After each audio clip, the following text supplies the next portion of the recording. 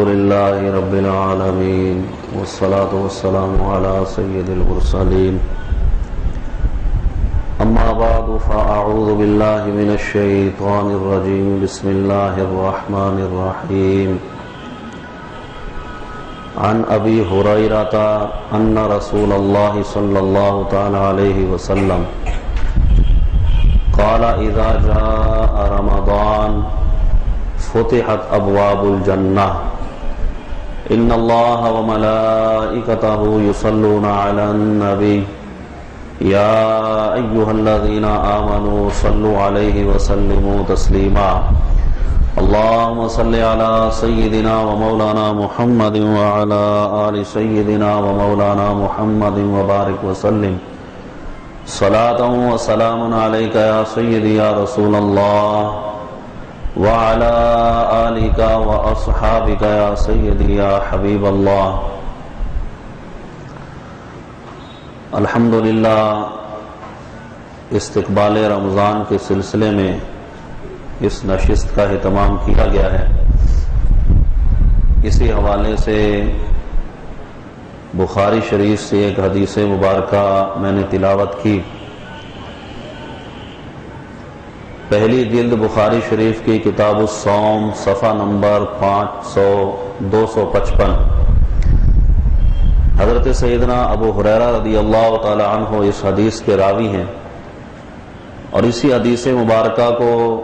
صاحب مشکات نے بھی کتاب الصوم میں نقل کیا۔ نبی آخر الزمان صلی اللہ تعالی علیہ وسلم نے ارشاد فرمایا اذا جاء رمضان، جب رمضان آتا ہے، فتحت ابواب الجنہ، تو جنت کے دروازے کھول دیے جاتے ہیں۔ نبی پاک صاحب الاولاد صلی اللہ تعالی علیہ وسلم کے یہ مختصر سے کلمات ہیں جو اپنے اندر ایک عظیم خزانہ رکھتے ہیں۔ محبوب کبریا صلی اللہ تعالی علیہ وسلم کے ان کلمات کہ جو اس مقدس مہینے کی آمد کے سلسلے میں آپ نے ارشاد فرمائے، تو چونکہ رمضان ایسا مقدس اور مکرم مہینہ ہے کہ جو ایک اللہ تبارک و تعالی کی طرف سے مہمان کی حیثیت رکھتا ہے، اور یہ عظیم مہمان جب کسی کے پاس آئے، اور جس کے پاس وہ آتا ہے وہ اللہ تبارک و تعالی کے بندے اور محبوب کریم صلی اللہ تعالی علیہ وسلم کی امت ہیں، تو یہ میزبان جس قدر اس کی تعظیم و تکریم کریں گے، جتنا اس مہمان کا ادب و احترام کریں گے، جس قدر اس مقدس مہینے کے شرعی تقاضے ہیں انہیں پورا کریں گے، انہیں بجا لائیں گے، اسی اعتبار سے یہ مقدس مہمان اپنے میزبانوں سے خوش ہوگا۔ چونکہ مہمان کی آمد پر خوشی یہ ایک بدیہی امر ہے، اور جس قدر معزز و مکرم کسی کا مہمان ہوتا ہے، جس قدر مرتبے والا مہمان ہوتا ہے، اسی اعتبار سے میزبان اپنی خوشی کا اظہار کرتا ہے۔ اور پھر وہ مہمان جب چلا جاتا ہے، تشریف لے جاتا ہے، تو اس وقت اس کے جانے پر میزبان کا دل افسردہ ہوتا ہے، وہ اسے رخصت کرتا ہے، لیکن اس کا دل نہیں چاہتا کہ یہ مہمان ہمارے پاس سے جائے۔ لیکن بہرحال مہمان اور میزبان کا تعلق ہی ایسا ہے کہ ایک نہ ایک دن مہمان کو جانا ہی ہوتا ہے۔ تو یہ مقدس مہمان کا جس کا تذکرہ اس حدیث مقدسہ میں کیا گیا، یہ اللہ تبارک و تعالی کی طرف سے ہم بندوں کے پاس جب آتا ہے تو اس قدر عظیم رحمتیں اور برکتیں اپنے ساتھ لے کر آتا ہے کہ جس کا اندازہ کوئی کر ہی نہیں سکتا۔ قرآن مجید فرقان حمید کے اسلوب کو اگر دیکھا جائے، جس میں اللہ تبارک و تعالی نے بندوں کو روزہ رکھنے کا حکم دیا، تو اب قرآن مجید فرقان حمید میں خطاب جو اللہ تبارک و تعالی نے کیا وہ بہت ہی پیارے انداز میں ارشاد فرمایا یا ایھا الذین آمنوا کتب علیکم الصیام۔ تو اس آیت مقدسہ میں چونکہ رمضان کے روزوں کی فرضیت کا حکم ہے، اور یہ حکم اللہ تبارک و تعالی کن لوگوں کو دیتا ہے؟ ایمان والوں کو۔ آیت مقدسہ اور احادیث مقدسات پر اگر غور و فکر کیا جائے تو یہ بات واضح ہوتی ہے کہ اللہ تبارک و تعالی اپنے محبوب کی امت سے کتنی محبت فرماتا ہے۔ یہود و نصارہ یا دیگر جتنی امتیں پہلے گزری، ان کے پاس بھی اللہ کے احکام آتے تھے، رب تبارک و تعالی انہیں بھی حکم دیتا تھا کہ یہ کام کرو، اس کام سے بچو، اور نبی کریم صلی اللہ تعالی علیہ وسلم کی امت کو بھی احکام قرآن مجید فرقان حمید میں بیان کیے گئے۔ حضرت عبداللہ ابن عباس رضی اللہ تعالی عنہما، جنہیں حبر الامہ کہا جاتا ہے، نبی کریم صلی اللہ تعالی علیہ وسلم کے چچا زاد بھائی، اور یہ وہ مقدس ہستیاں ہیں کہ جنہوں نے قرآن کی تفسیر خود نبی کریم علیہ السلام سے پڑھی ہے۔ حضرت عبداللہ ابن عباس رضی اللہ تعالیٰ عنہما فرماتے ہیں کہ میں نے توریت میں یہ پڑھا کہ جب یہود کو خطاب ہوا کرتا تھا، جب اللہ تبارک و تعالی حضرت سیدنا موسیٰ علیہ نبینا علیہ السلام کی امت سے خطاب کرتا تھا، انہیں کوئی حکم ارشاد فرماتا تھا، تو خطاب کا انداز کیا ہوتا تھا؟ ارشاد فرماتا تھا یا ایھا المساکین، اے مسکین لوگوں، اس کے بعد حکم بیان کر دیا جاتا تھا۔ اور اس میں اشارہ تھا اس آیت مقدسہ کی طرف کہ جس میں ارشاد فرمایا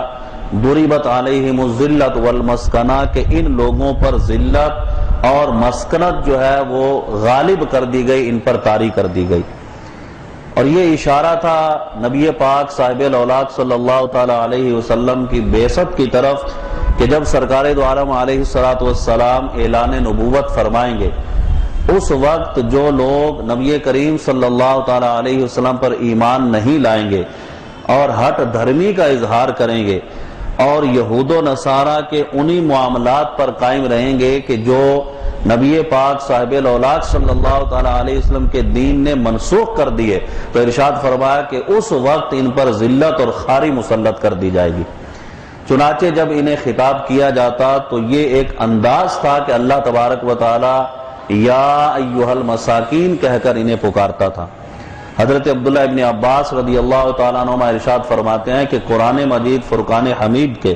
اگر انداز کو دیکھا جائے، اللہ تبارک و تعالیٰ کی محبت اپنے محبوب کی امت سے اگر دیکھی جائے، تو قرآن مجید فرقان حمید میں تقریباً 88 مرتبہ رب تبارک و تعالیٰ نے امت محمدیہ کو یا ایھا الذین آمنوا کہہ کر پکارا ہے کہ اے ایمان والو، تمہارے لیے یہ حکم ہے، اس پر عمل کرو، اس چیز سے تمہیں روکا گیا، اس سے بچو۔ تو اب جب یہ حکم بیان کرنا مقصود تھا کہ جس میں روزے کی فرضیت تھی، جس کی طرف حدیث میں اشارہ فرمایا گیا کہ جب یہ مقدس مہینہ آتا ہے اللہ تبارک و تعالی جنت کے دروازوں کو کھول دیتا ہے، تو اب اس کے جب روزے فرض کرنے کا معاملہ آیا، جب اس کی فرضیت کا معاملہ آیا، ایک تو اللہ تبارک و تعالی نے یا ایھا الذین آمنوا کہہ کر خطاب کیا، اور حضرت عبداللہ ابن عباس رضی اللہ تعالیٰ عنہ ارشاد فرماتے ہیں کہ ایک تو یہ محبت کہ اس انداز میں امت محمدیہ کو خطاب کیا گیا، دوسرا اگر دیکھا جائے تو رب تبارک و تعالیٰ کا ایک نام ہے المؤمن، جسے قرآن مجید فرقان حمید میں اس کے صفاتی نام بیان ہوئے، المؤمن المہیمن العزیز الجبار المتکبر۔ تو مؤمن جو ہے یہ اللہ تبارک و تعالیٰ کا ایک صفاتی نام بھی ہے، اور یہاں یا ایھا الذین آمنوا میں بھی مومنوں کو خطاب کیا گیا کہ اے ایمان والو، اے مومنوں، تم پر روزے فرض کیے گئے۔ تو اب مومن کا معنی اور مطلب کیا ہے؟ اس کا حقیقی معنی ہے اطاعت و فرما برداری کرنے والا، جبکہ یہ کسی بندے کے لیے استعمال کیا جائے، چونکہ اللہ تبارک و تعالیٰ کا بھی صفاتی نام ہے، وہاں اطاعت کا معنی اور مفہوم نہیں ہوگا، یہ بندوں کے لیے جب استعمال ہوگا تو وہاں یہ مطلب ہوگا کہ اللہ تبارک و تعالیٰ کے حکم کو ماننے والا، اس کی اطاعت و فرما برداری کرنے والا۔ تو اب مومن کا کام کیا کہ جب اللہ تبارک و تعالیٰ کو کوئی حکم آئے تو سر تسلیم خم کر لے، یعنی اپنی گردن کو رکھ دے، اس حکم کو مان لے۔ ایمان نام ہی اسی چیز کا ہے کہ جو معاملات، جو شرعی احکام نبی کریم صلی اللہ تعالی علیہ وسلم اللہ تبارک و تعالی کی طرف سے لے کر آئے، انہیں مان لینا اور ان پر عمل کرنا۔ تو اب مومن جو ہے اس کی شان یہی ہے کہ جب اللہ کا کوئی حکم آئے تو سر تسلیم خم کر کے اسے مان لے۔ حضرت عبداللہ ابن عباس رضی اللہ تعالیٰ عنہ فرماتے ہیں کہ ایک تو یہ شان مومنین کی بیان کی گئی کہ لفظ ایمان سے انہیں خطاب کیا گیا، دوسرا اگر غور کیا جائے تو جو رب تبارک و تعالیٰ کا نام ہے مومن، اللہ تبارک و تعالیٰ نے اپنے محبوب کی امت کو وہی نام بھی عطا فرما دیا کہ جو اس کا صفاتی نام ہے وہی امت محمدیہ کو عطا فرما دیا گیا۔ تو گویا کہ رب تبارک و تعالی محبوب پاک صاحب الاولاق صلی اللہ تعالی علیہ وسلم کی امت سے اتنی محبت فرماتا ہے کہ جب احکام بیان کرنے کا معاملہ آتا ہے تو بڑے ہی پیارے انداز میں یا ایھا الذین آمنو، اور جب یہ خطاب اگر کوئی شخص قرآن مجید، فرقان حمید اور احادیث مقدسات کو نبی کریم صلی اللہ تعالی علیہ وسلم کی محبت کی چاشنی کی روشنی میں پڑھنے اور سوچ اور غور و فکر کرنے کی کوشش کرے تو اسے اس انداز میں اتنی لذت محسوس ہوتی ہے کہ بعد میں آنے والا حکم کوئی بوجھ محسوس نہیں ہوتا، چونکہ روزے کے اندر ایک مشقت ہے، ایک جسمانی تکلیف ہے، ایک طرح کا انسان کو مشقت کر کے اس کام کو پورا کرنا ہے۔ تو اب اس مشقت والے معاملے کو بیان کرنے سے پہلے اتنا پیارا انداز بیان کر دیا گیا کہ اے ایمان والو، یہ کام تم پر کوئی بھاری نہیں ہے، اگر تم سچے مومن ہو تو رب تبارک و تعالیٰ کا حکم جب تمہارے سامنے آئے تو سر تسلیم خم کر کے اسے قبول کر لو اور اس مقدس مہینے کی عزت، اس کی تکریم، اس کے آداب کو بجا لاؤ۔ تو گویا کہ یہ مہینہ جو ہمارے پاس ایک مہمان کی صورت میں آتا ہے، اب اس مہمان کے آنے کے کچھ تقاضے ہیں۔ یہاں حدیث مقدسہ جو میں نے ابھی شروع میں پڑھی، اس میں یہ ارشاد فرمایا کہ جنت کے دروازے کھول دیے جاتے ہیں، یہ کنایا ہے۔ دوسری احادیث میں دیگر اس کی تفصیل بھی بیان کی گئی، جس میں مزید یہ بھی ہے کہ جہنم کے دروازے بند کر دیے جاتے ہیں، شیطان کو زنجیروں سے جکڑ لیا جاتا ہے۔ تو اب جنت کے دروازوں کا کھلنا، دوزخ کے دروازوں کا بند ہونا، یہ ایک کنایا ہے۔ یہ کوئی ایسا معاملہ نہیں کہ یہاں کو جنت کے دروازے کھلے ہیں کہ روزہ رکھا اور دروازے کے اندر داخل ہو جائیں گے، یا یہ کہ روزہ رکھا تو جہنم کا دروازہ ہم دیکھیں گے کہ ہمارے لیے بند کر دیا گیا، بلکہ یہ کنایا اس بات کی طرف کہ جنت کے دروازوں کے کھلنے کا مقصد یہ کہ جب یہ مقدس مہینہ ہمارے پاس آتا ہے تو انسان کو نیک اعمال کا کرنا آسان کر دیا جاتا ہے، اس کے لیے نیک عمل کا کرنا بہت آسان ہو جاتا ہے، اور گویا کہ وہ اعمال جو جنت میں داخلے کا سبب بنتے ہیں اس کے لیے آسان کر دیے جاتے ہیں، اور وہ اعمال کے جو جہنم میں اس کے جانے کا سبب بنتے ہیں ان سے رکنا اس بندے کے لیے آسان کر دیا جاتا ہے۔ تو یہ اس حدیث مبارکہ کا مفہوم ہے کہ جس میں فرمایا کہ جب رمضان آتا ہے تو جنت کے دروازے کھول دیے جاتے ہیں۔ نبی پاک صاحب الاولاق صلی اللہ تعالی علیہ وسلم جب ماہ رمضان کا چاند دیکھتے، اذا رأى ہلال رمضان قال ہلال رشد و خیر، تو دو جملے سرکار ارشاد فرمایا کرتے تھے، جب اس مقدس مہینے کا چاند دیکھتے تو ارشاد فرماتے ہلال رشد و خیر، اور یہ ایک مرتبہ نہیں کئی مرتبہ ارشاد فرماتے ہلال رشد و خیر، کہ یہ رشد کا چاند ہے اور خیر کا چاند ہے۔ اب رشد سے کس چیز کی طرف اشارہ اور خیر سے کس چیز کی طرف اشارہ تھا کہ جب نبی پاک صاحب الاولاق صلی اللہ تعالی علیہ وسلم اس مقدس مہینے کا چاند دیکھتے تو پہلا جملہ یہ ارشاد فرماتے کہ ہلال و رشد، یہ رہنمائی کا چاند ہے۔ رشد کے معنی ہے ہدایت کرنا، رہنمائی کرنا۔ کس چیز کی طرف رہنمائی کرنا؟ اس کا ایک مفہوم تو یہ کہ اس مقدس مہینے کا چاند جب نظر آ جاتا ہے تو وہ تعیین کر دیتا ہے کہ اب یہ مہینہ شروع ہو چکا جو اللہ تبارک و تعالیٰ کے قرب کا باعث بنتا ہے، جو رب کریم کے قرب کا باعث بنتا ہے، وہ مہینہ شروع ہو چکا، اس مہینے کے شروع ہونے کی طرف رہنمائی کرتا ہے، اور یہ چاند تعین کر دیتا ہے کہ اب یہ مقدس مہینہ شروع ہو چکا، اب اس میں جو عمل کرو گے وہ تمہارے اللہ تبارک و تعالیٰ کے قرب کا باعث بنیں گے، عمل کرتے جاؤ اور رب تبارک و تعالیٰ کا قرب پاتے جاؤ۔ پھر یہ ارشاد فرمایا کہ یہ مہینہ تمہارے لیے خیر اور بھلائی کا مہینہ ہے۔ خیر اور بھلائی میں اشارہ ہے اس چیز کی طرف کہ کہ وہ چیزیں جو عام دنوں میں بندوں کے لیے حلال تھیں، وہ دن میں کھانا کھا سکتا تھا، دیگر معاملات جو اس کے لیے حلال تھے، اب وہ حلال چیزیں اس مقدس مہینے میں حرام کر دی گئی۔ تو اب جب بندہ مومن ان حرام کردہ چیزوں کو کہ جو پہلے حلال تھیں اب اس کے لیے حرام کر دی گئی، کس کے لیے ترک کرتا ہے؟ صرف رب کریم کی رضا کے لیے، کوئی اور اس کا مقصد اور مفہوم نہیں ہوتا۔ اللہ تبارک و تعالیٰ کی رضا کے لیے ان چیزوں کو ترک کر دیتا ہے اور بھوک اور پیاس کو برداشت کرتا ہے۔ تو اب یہ بھوک اور پیاس جو صرف اللہ تبارک و تعالیٰ کی رضا کے لیے ہو اور پھر روزے کے تمام تقاضوں کو پورا کرنے والی ہو، کیوں؟ اس لیے کہ حدیث میں یہ بھی ارشاد فرمایا کہ بہت سارے روزہ دار ایسے ہیں، کم من صائم لیس لہ من صیام الا ظما، کہ بہت سے روزے دار ایسے ہیں کہ جنہیں روزے کے اندر بھوک اور پیاس کے سوا کچھ بھی حاصل نہیں ہوتا۔ اب بھوک اور پیاس کے سوا وہ کچھ حاصل نہیں کر پاتے، اس کا مقصد کیا؟ کہ وہ جب روزہ رکھتے ہیں، روزہ رکھنے کے بعد روزے کے آداب کو پیش نظر نہیں رکھتے۔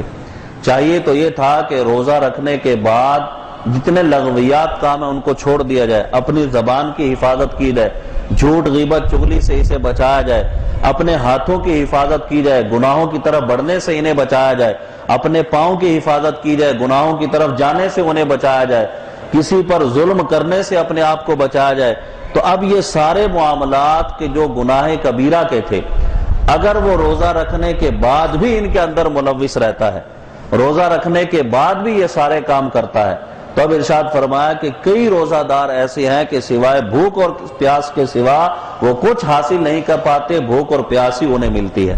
لیکن جو حقیقتاً روزے کا مقصد ہے وہ یہ کہ جب اللہ تبارک و تعالیٰ کا قرب بندے کو حاصل ہوتا ہے، تو اب وہ مقصد کے جو حدیث میں بیان کیا گیا کہ جب روزہ تم رکھتے ہو اور اس مقدس مہینے میں کوئی عبادت کرتے ہو، حضرت سلمان فارسی رضی اللہ تعالیٰ عنہ کی طویل حدیث بہقی کے اندر موجود ہے کہ جس میں نبی کریم صلی اللہ تعالیٰ علیہ وسلم نے شعبان کے آخر میں خطبہ ارشاد فرمایا، اور اس میں یہ ارشاد فرمایا تھا کہ تحقیق تمہارے پاس یہ مقدس مہینہ آنے والا ہے، اس میں ایک رات ایسی ہے جو 1000 مہینے کی عبادت سے افضل ہے، اور اس میں لیلۃ القدر کی طرف اشارہ تھا۔ اور پھر یہ ارشاد فرمایا کہ یہ وہ مقدس مہینہ کہ اس میں اگر کوئی نفل عبادت کرے تو اس کا ثواب فرض کے برابر اسے عطا کیا جاتا ہے، اور اگر وہ فرض ادا کرتا ہے تو اس کا ثواب بڑھا کر 70 گنا کر دیا جاتا ہے۔ تو گویا کہ یہ ثواب کا بڑھنا یہ اس بندے کے لیے اللہ تبارک و تعالیٰ کی طرف سے انعامات کا ہونا کس بنا پر ہے؟ کہ جب وہ روزے کے شرعی تقاضوں کو پورا کرے، جب وہ آداب کو بجا لے کہ جس طریقے سے اسے روزہ رکھنے کا حکم دیا گیا، ورنہ اگر روزہ اس طرح سے رکھا کہ روزے کے مقاصد کو حاصل نہ کر سکا، اور روزے کا ایک اہم مقصد جو اس آیت مقدسہ میں بیان کیا گیا جس میں روزے کی فرضیت کا حکم ہے، وہ ارشاد فرمایا لعلکم تتقون، کہ اللہ تبارک و تعالی یہ چاہتا ہے کہ روزہ رکھ کر تم پرہیزگار اور متقی بن جاؤ۔ یہ تقوی طہارت، متقی بننا، پرہیزگار بننا، اس کا حصول یہ کب ممکن ہے؟ جب روزے کے تمام لوازمات کو پورا کیا جائے، جب اس کے آداب کو بجا لایا جائے، جب شرعی تقاضوں کو پورا کیا جائے، تب انسان اس مرتبے پر پہنچتا ہے کہ یہ روزے کے ان آداب کو بجا لاتا ہے تو اللہ تبارک و تعالیٰ اس کے مرتبوں کو بلند کر دیتا ہے۔ لیکن اب یہ ساری چیزیں، ساری باتیں کس وقت ممکن ہے کہ ہم اپنے اندر کچھ تبدیلی لائیں؟ یہ مقدس مہینہ جب آ جائے تو اب دیکھیں کہ جو ہمارے معمولات پہلے تھے، جس طریقے سے ہم پہلے زندگی گزار رہے تھے، اس میں کچھ تبدیلی آئے، ہم زیادہ ذوق اور شوق کے ساتھ اللہ کی عبادت کریں، قرآن مجید فرقان حمید کی تلاوت کریں، اور یہ ہمارے بزرگان دین کا معمول رہا ہے۔ سبحان اللہ، ان کا طریقہ کار و معمول اگر دیکھا جائے، امام اعظم ابو حنیفہ رضی اللہ تعالیٰ عنہ اور امام شافعی رضی اللہ تعالیٰ عنہ دونوں کے بارے میں منقول ہے کہ رمضان شریف میں 60 مرتبہ قرآن مجید فرقان حمید کا ختم کیا کرتے تھے۔ تو یہ 60 قرآن پاک کا ختم کرنا کوئی آسان کام نہیں ہے، لیکن یہ 60 مرتبہ ختم کرنا یہ کب ہوتا تھا؟ ماہ رمضان میں۔ اس سے پہلے کا معمول الگ تھا، لیکن جب یہ مقدس مہینہ آتا تو عبادت کو بڑھا دیا جاتا تھا، تاکہ اس عبادت کو جب ہم بڑھائیں گے اس وجہ سے کہ اللہ نے یہ پیارا مہینہ ہمیں عطا فرمایا، جب اس کی طرف سے اتنی رحمتیں اور برکتیں ہیں کہ ثواب بڑھا دیا جاتا ہے تو ہم کیوں نہ اپنی عبادت کے طریقہ کار کو بڑھا دیں؟ جب اللہ تبارک و تعالیٰ ثواب بڑھا رہا ہے تو ہم جتنا عمل پہلے کرتے ہیں ہم کیوں نہ اپنے اس عمل کے اندر اضافہ کر کے اللہ کے ثواب کو لوٹنے کی کوشش کریں۔ یہ بات بھی یاد رہے کہ اگر حدیث مقدسہ میں یہ ثواب وغیرہ بیان نہ کیا جاتا، یعنی جو حدیث میں ثواب کا ذکر کیا گیا کہ نفل کا فرض کے برابر، فرض کا 70 گنا، صدقہ و خیرات کا اتنا ثواب، اور افطار کے وقت اتنا ثواب، سحری کے وقت اتنا ثواب، اس قدر اللہ تبارک و تعالی جہنم سے بندوں کو آزاد فرما دیتا ہے، اور روزے داروں پر اتنا فضل و کرم ہوتا ہے، یہ سب چیزیں حدیث میں بیان نہ بھی کی جاتی، اور صرف روزے کے ساتھ ہی خاص نہیں بلکہ آپ دیکھیں تو حج کے فضائل ہیں، نماز کے فضائل ہیں، زکوٰۃ کے فضائل ہیں، صدقہ و خیرات کے فضائل ہیں، حسن سلوک کے فضائل ہیں، لوگوں کے ساتھ اچھے طریقے سے پیش آنے کے فضائل ہیں، ہر چیز کی فضیلتیں احادیث میں موجود ہیں، اور احادیث بے شمار ہمارے سامنے۔ تو اگر نبی پاک صاحب الاولاق صلی اللہ تعالیٰ علیہ وسلم یہ فضائل بیان نہ بھی فرماتے، جب بھی ایک بندہ ہونے کے ناطے سے ہمیں روزے کے معاملات کو پورا کرنا لازم ہوتا کہ اللہ کا حکم ہے، ہم اس کے بندے ہیں، وہ ہمارا خالق و مالک ہے، وہ اگر فضائل اپنے محبوب کی زبان سے بیان نہ بھی فرمائے، جب بھی ہمیں روزہ رکھنا ہے، جب بھی روزے کے آداب کو بجا لینا ہے، جب بھی روزے کے احکامات جس قدر ہیں انہیں پیش نظر رکھ کر اس کے معاملات کو پورا کرنا ہے۔ لیکن یہ سارے فضائل جو نبی کریم صلی اللہ تعالیٰ علیہ وسلم نے بیان کیے، مقصد یہ تھا کہ یہ روزہ صرف ہم پر ہی فرض نہیں ہے، یہ پچھلی امتوں پر بھی فرض تھا۔ قرآن میں خود ارشاد فرمایا کما کتب علی الذین من قبلکم، کہ یہ مشقت کا معاملہ اگر جسے تم محسوس کرتے ہو یہ تمہارے لیے نہیں ہے بلکہ دیگر امتوں پر بھی یہ فرض تھا۔ اور روزہ ایسی عبادت جو حضرت سیدنا آدم علیہ نبینا علیہ الصلوۃ والسلام سے لے کر سرکار دو عالم علیہ الصلوۃ والسلام تک تمام امتوں میں رہا۔ اب اس کا طریقہ کار الگ تھا، کسی میں روزے کے دن اور رات کے معاملات کا فرق تھا، ایام کا فرق تھا، تو یہ ساری کیفیات، ورنہ نفس روزہ فرض رہا۔ تو اب روزہ جو ہے چونکہ گزشتہ امتوں پر بھی فرض تھا، تب اللہ تبارک و تعالی محبوب پاک صاحب الاولاق صلی اللہ تعالیٰ علیہ وسلم کی امت کے لیے کیا ارشاد فرماتا ہے؟ کنتم خیر امت اخرجت للناس، کہ اے محبوب پاک کی امت تم بہترین امت ہو، کہ جو لوگوں کے سامنے ظاہر کی گئی تم بہترین امت ہو۔ تو یہ بہترین امت کا خطاب کس وجہ سے ملا؟ نبی کریم صلی اللہ تعالیٰ علیہ وسلم کے ساتھ نسبت اور تعلق کی بنا پر۔ تب اس امت کے فضائل پہلی کتابوں کے اندر بھی موجود تھے، توریت، زبور، انجیل، ان کے اندر اس امت کے فضائل بیان ہوئے، اور اس امت کے فضائل میں یہ بھی تھا کہ ایک ایسی امت آئے گی کہ جن پر روزے فرض ہوں گے، وہ روزہ رکھیں گے، اللہ تبارک و تعالیٰ کے احکام کو بجا لائیں گے، اور اس قدر ثواب اللہ تبارک و تعالیٰ انہیں عطا فرمائے گا۔ تو پچھلی امتیں یہ تمنا کرتے، انبیاء کرام تمنا کرتے، حضرت موسیٰ علیہ نبینا علیہ الصلوۃ والسلام کا قول مشہور ہے کہ یا اللہ محبوب کی امت میں ہمیں رکھ دے، محبوب کی امت ہمیں عطا فرما دے۔ تو گویا کہ اس امت کے فضائل کس بنا پر تھے کہ اللہ تبارک و تعالیٰ اس امت کو ایسا مقام عطا فرمانا چاہتا ہے کہ کل بروز قیامت جب ساری امتیں موجود ہوں، محبوب پاک صاحب الاولاق صلی اللہ تعالیٰ علیہ وسلم کی امت بھی موجود ہو، تو ان پر جو احکام میں نے فرض کیے تھے انہوں نے وہ آسان طریقے سے احکام کو بجا لائے۔ تو اب بجا لانے کے بعد جو انعام میں نے انہیں عطا فرمایا، آج تمام امتوں کے سامنے انہیں سرخرو کر دیا کہ سب سے بلند مرتبہ انہیں عطا فرما دی۔ تو یہ بلند مقام اور بلند مرتبہ کب ملے گا؟ جب ہم اس مقدس مہینے کا ادب کریں گے، اس کی تعظیم کریں گے، اس کا ادب و احترام کریں گے، اس کے جو آداب ہیں ان کو بجا لائیں گے۔ ورنہ یہی مہینہ اللہ کی بارگاہ میں بندوں کی شکایت بھی کرتا ہے اگر جو ہے وہ اس کے آداب کو کوئی بجا نہ لایا، جیسا کہ حدیث میں یہ بھی ارشاد فرمایا کہ جس شخص نے روزہ رکھنے کے باوجود جھوٹ کو ترک نہ کیا، لغو اور بےہودہ باتوں کو ترک نہ کیا، تو اللہ کو اس کے روزے کی کوئی حاجت نہیں۔ اللہ تبارک و تعالیٰ کو تو بندوں کے کسی عمل کی کوئی حاجت نہیں ہے۔ لیکن یہاں پر بیان کرنے کا مقصد حدیث کا یہ ہے کہ روزے جو فرض کیے گئے، نماز جو فرض کی گئی، جو دیگر عبادات امت محمدیہ پر فرض ہے، تو ہر عبادت کا کوئی نہ کوئی مقصد ہے۔ اگر وہ اس مقصد کو پا لیتے ہیں تو یہ اللہ تبارک و تعالیٰ کی مرضی یہی ہے کہ بندہ اس مقصد کو پا کر اپنے مقام کو پالے، اور اگر اس مقصد کو وہ فوت کر دیتے ہیں، جو مقصد ان کے سامنے رکھا گیا اور اس عبادت کی وجہ سے جس مقام پر انہیں پہنچنا تھا اس سے وہ ہٹ گئے، تو اب گویا کہ وہ اللہ تبارک و تعالیٰ نے جو خطاب انہیں عطا فرمایا تھا بہترین امت کا، یہ گویا کہ انہوں نے خود اپنے لیے بہترین امت کا چناؤ جو تھا اسے کھو دینے کی کوشش کی ہے۔ تو گویا کہ نبی کریم صلی اللہ تعالی علیہ وسلم جو اشارتاً فضائل بیان کیے کہ جب جنت کے دروازے تمہارے لیے کھول دیے جاتے ہیں تو جنت کے راستوں کو اپناؤ۔ اس مقدس مہینے میں جب تم چھوٹا سا بھی کوئی عمل کرتے ہو تو اللہ تبارک و تعالیٰ اس پر بے شمار اجر و ثواب تمہیں عطا فرماتا ہے۔ اور یہی نہیں بلکہ ایک نیکی کا ثواب تو حدیث مبارکہ میں کس قدر عظیم بیان کیا گیا۔ نبی پاک صاحب الاولاد صلی اللہ تعالی علیہ وسلم کے فرامین موجود ہیں۔ ارشاد فرمایا کہ ابن آدم کا ہر عمل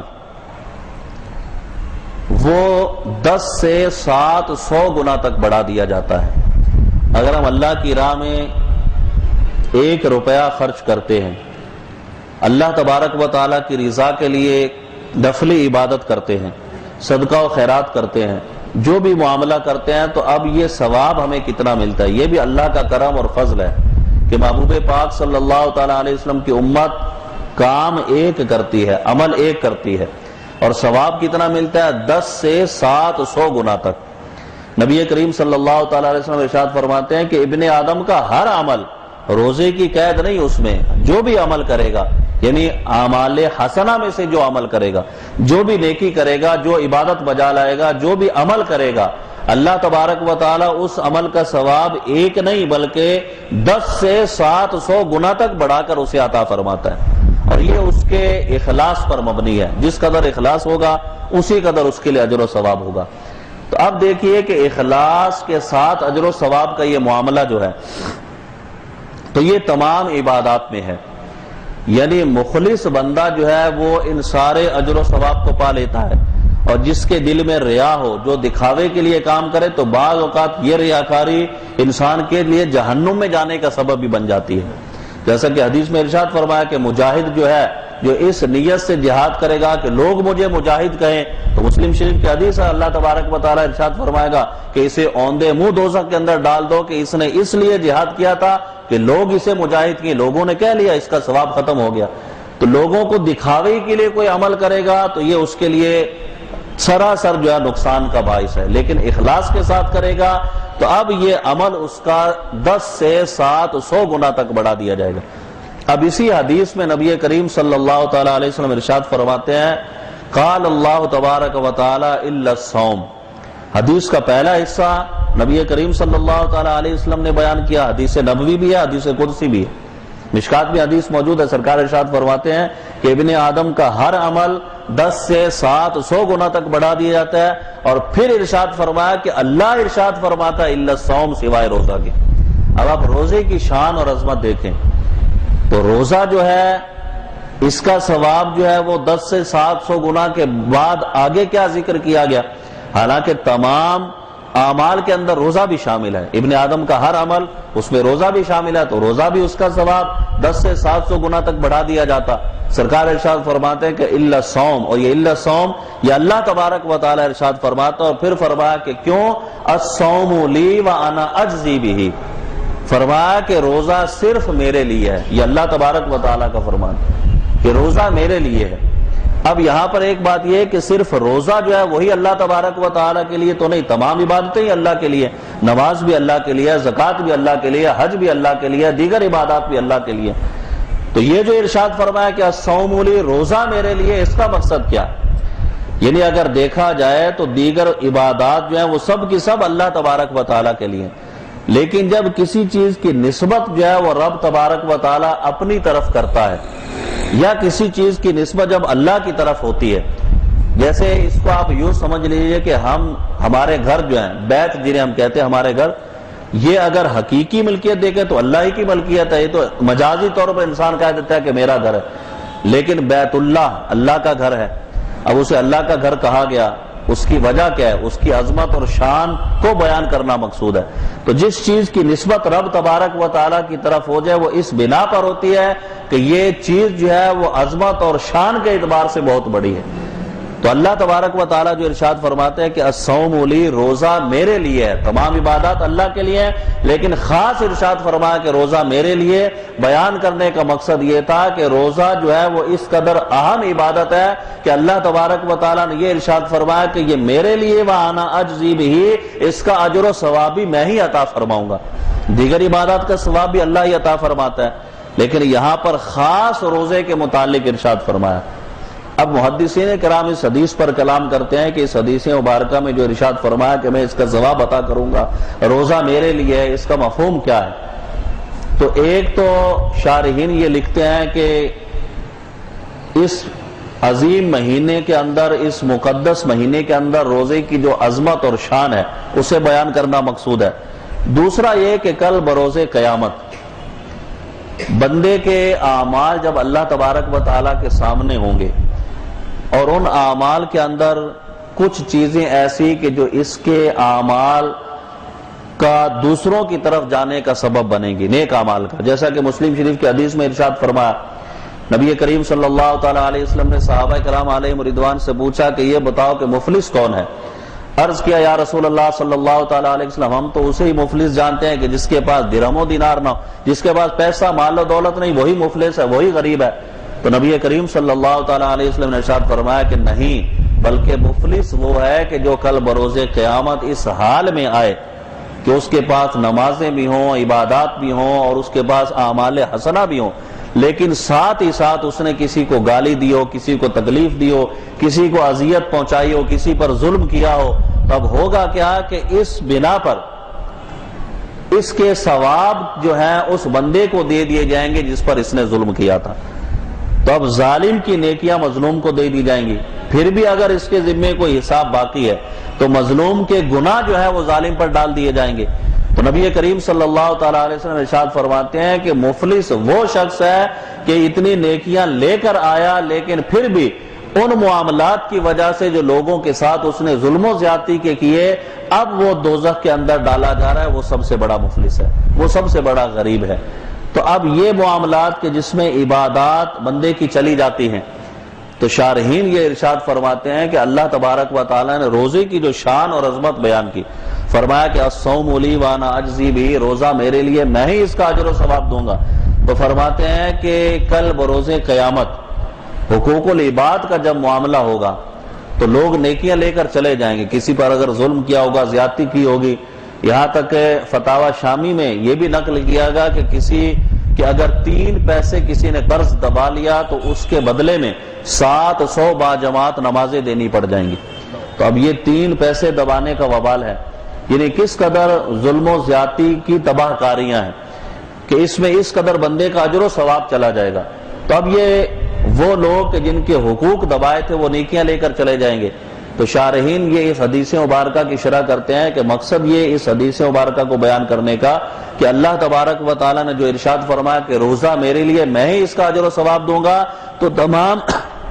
عبادات کا ثواب جن کا حق اس پر تھا وہ لے کر چلے جائیں گے، لیکن اللہ تبارک و تعالیٰ جو اس نے روزہ اخلاص کے ساتھ رکھا، روزے کا ثواب کسی کو نہیں دے گا۔ ارشاد فرمایا کہ روزہ میرے لیے، میں ہی بندے کو اس کا اجر و ثواب دوں گا۔ تو روزے کی عبادت جو ہے وہ کوئی شخص لے کر نہیں جا سکے گا۔ اللہ تبارک و تعالیٰ اس بندے کو جس نے مخلص ہو کر روزہ رکھا اور شرعی تقاضوں کو پورا کیا، تو اب ان تقاضوں کو پورا کرنے کی وجہ سے رب تبارک و تعالیٰ اسے یہ انعام عطا فرمائے گا، اور عین ممکن ہے کہ اگر اس کی عبادت چلی بھی گئی لیکن اس نے اس مقدس مہینے کا احترام کیا، اس کے روزوں کو رکھا، شرعی تقاضوں کو پورا کیا، تو اللہ تبارک و تعالیٰ اس کی برکت سے اس کی بخشش فرما دے گا۔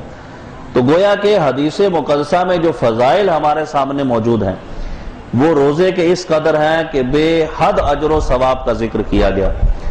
یہ 2-3 احادیث مقدسات میں نے عرض کی، اور پہلی حدیث مقدسہ کے جس میں یہ ارشاد فرمایا گیا کہ انسان کے لیے جنت کے دروازے کھول دیے جاتے ہیں جب یہ مقدس مہینہ آتا ہے۔ یہ استقبال رمضان، یہ ہم لوگوں کو اس مقدس مہینے کے آنے سے پہلے عہد کرنا چاہیے کہ یہ مقدس مہمان جو ہمارے پاس آ رہا ہے، ہم اس کی تعظیم کریں گے، تکریم کریں گے، اس کے آداب کو بجا لائیں گے۔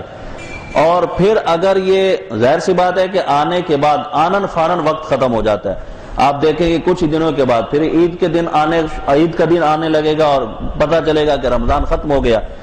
تو گویا کہ یہ مقدس مہینہ آنے کے بعد اپنی برکتیں لٹا کر چلا جاتا ہے، پھر اس کے بعد انسان اگر حسرت اور افسوس کرے کہ میں نے اس مہینے میں کچھ بھی نہیں کیا،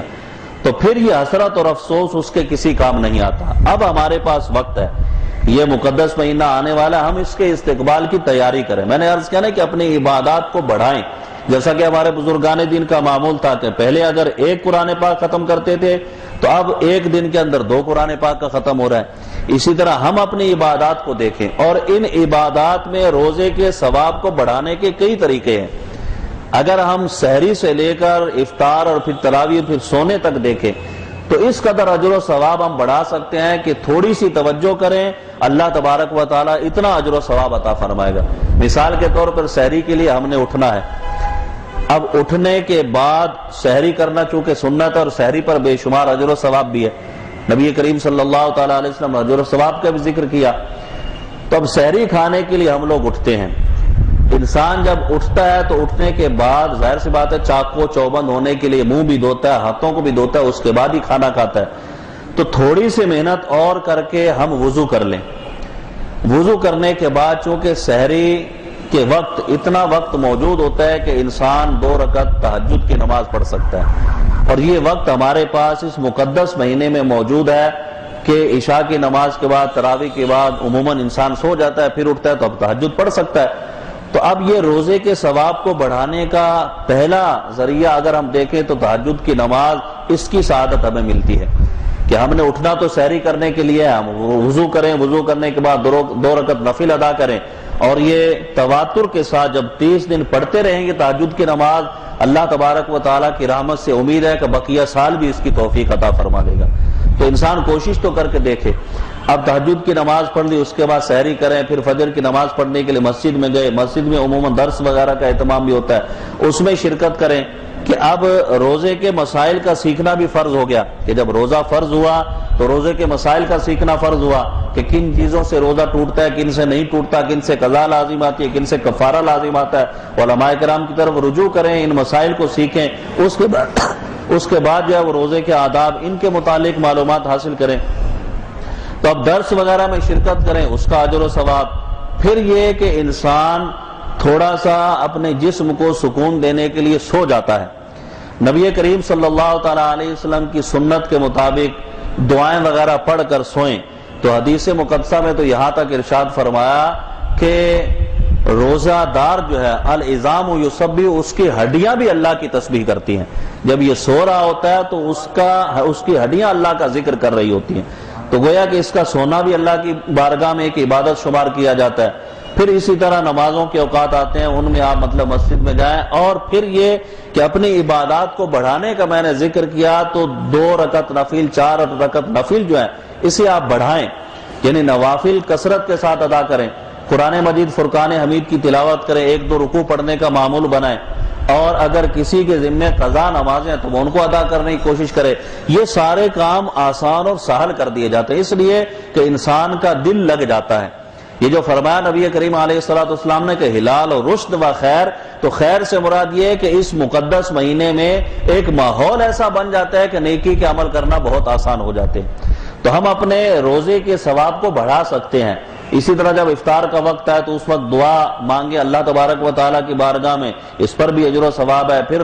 تراویح کی نماز ہے، اور اب یہ سارے معمولات اگر آپ دیکھیں تو ان میں بے شمار چیزیں ایسی ہیں کہ اگر ہم نبی کریم علیہ السلام کے طریقے کے مطابق کریں گے تو اجر و ثواب روزے کا بھی بڑھتا چلا جائے گا، اس کی نورانیت بھی ہمیں ملے گی، اور اس وعید سے بھی انسان بچ جائے گا جس میں یہ ارشاد فرمایا کہ بہت سارے روزے دار ایسے ہیں کہ جن کو بھوک اور پیاس کے سوا کچھ بھی حاصل نہیں ہوتا۔ یہ کون لوگ ہیں کہ جو روزے کے آداب کو بجا نہیں لاتے؟ تو شرعی تقاضوں کے تحت روزے کے آداب کو بجا لایا جائے، پورا کیا جائے، تو یہ ساری رحمتیں اور برکتیں اس کے لیے ہیں کہ جب یہاں دنیا میں یہ بشارت دے دی گئی کہ اذا جاء رمضان فتحت ابواب الجنہ، جب رمضان آتا ہے تو جنت کے دروازے کھول دیے جاتے ہیں۔ مقصد یہ کہ اعمال کا کرنا تمہارے لیے آسان کر دیا جاتا ہے، اب عمل کرو، جنت میں جانے کے اعمال کرتے چلے جاؤ، جب مرنے کے بعد اللہ کی بارگاہ میں حاضر ہوگے اللہ تبارک و تعالیٰ تمہیں داخل جنت فرما دے گا۔ اور ایک حدیث مبارکہ میں یہ ارشاد فرمایا کہ رب تبارک و تعالیٰ نے جنت کے جو دروازے ہیں ان میں ایک دروازے کا نام ریان ہے۔ نبی کریم صلی اللہ تعالیٰ علیہ وسلم ارشاد فرماتے ہیں کہ یہ ریان کا مطلب سرسبز اور شادابی کے ہیں، کہ سرسبز و شاداب جگہ۔ تو اس کا مقصد یہ ہے کہ جب کوئی شخص اس دروازے سے داخل ہوگا آگے اسے سبزہ اور اس قدر میوہ جات اور اللہ تبارک و تعالیٰ کی طرف سے انعامات بالکل داخل ہونے کے بعد ان چیزوں کو وہ پائے گا۔ نبی کریم صلی اللہ تعالیٰ علیہ وسلم ارشاد فرماتے ہیں کہ اس دروازے کا نام ریان ہے جو اللہ تبارک و تعالیٰ نے جنت کا دروازہ رکھا۔ ارشاد فرمایا کہ یہ دروازہ صرف اور صرف روزے داروں کے لیے رکھا گیا، اس میں سے روزہ دار ہی جنت کے اندر داخل کیے جائیں گے۔ تو اگر کوئی شخص روزہ نہیں رکھے گا اور رب کی رحمت سے محبوب کی شفاعت سے داخل جنت ہوگا بھی تو اس دروازے سے نہیں جائے گا، یہاں کی نعمتوں کو نہیں پا سکے گا۔ تو گویا کہ اس قدر انعامات خداوندی اس مقدس مہینے میں ہے، تو ہمیں چاہیے کہ اس مقدس مہینہ